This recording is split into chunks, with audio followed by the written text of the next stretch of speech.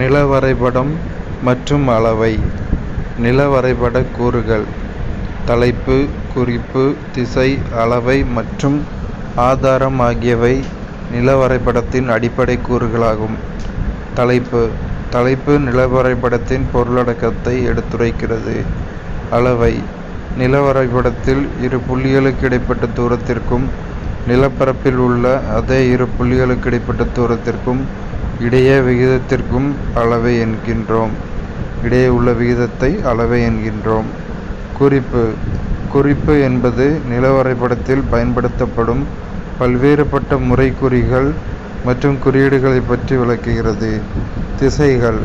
திசைகள் பெரும்பாலும் நில வரைபடத்தின் மேல் பகுதியில் வடக்கு நோக்கி அமைந்திருப்பதுதான் வழக்கம். இது நில வரைபடத்தின் மேல் வலது மூலையில் ஒரு மேல் நோக்கிய அம்புக்குறியால் குறிக்கப்பட்டுள்ளது. ஆதாரம். ஒவ்வொரு நில வரைபடமும் பயன்படுத்தப்படும் புள்ளி விவரங்களின் ஆதாரத்தை தர வேண்டும்.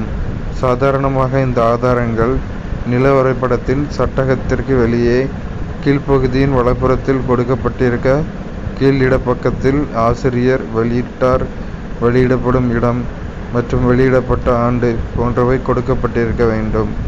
நில வரைபடத்தின் அளவை.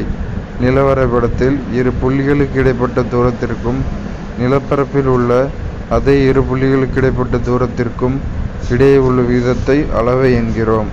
நில வரைபடங்களில் அளவைகள் 3 விதமாக குறித்து காட்டப்படுகிறது. அவை சொற்றொடர் அளவை, பிரதிபின்னம், நீளளவை. சொற்றொடர் அளவை. நில வரைபடத்தில் அளவைகளை குறிக்க சொற்களை பயன்படுத்துவது சொற்றொடர் அளவை எனப்படும். எடுத்துக்காட்டு: 1 சென்டிமீட்டர் = 10 கிலோமீட்டர் என்பது நிலத்தில் தூரத்திற்கு 10 கிலோமீட்டர் எனவும் நில வரைபடத்தில் தூரம் 1 சென்டிமீட்டர் என காட்டப்படுகிறது. பிரதிபின்னம். நில வரைபடத்தில் உள்ள தூரத்திற்கும் நிலத்தில் அதே தூரத்திற்கும் இடையே உள்ள தொடர்பை எண்களால் எழுதப்பட்ட அளவையே பிரதிபின்ன அளவையாகும். இந்த பிரதிபின்ன அளவை பின்ன முறையில் மேப்புகளில் குறிக்கப்படுகிறது. எடுத்துக்காட்டு: பிரதிபின்னம் 1:40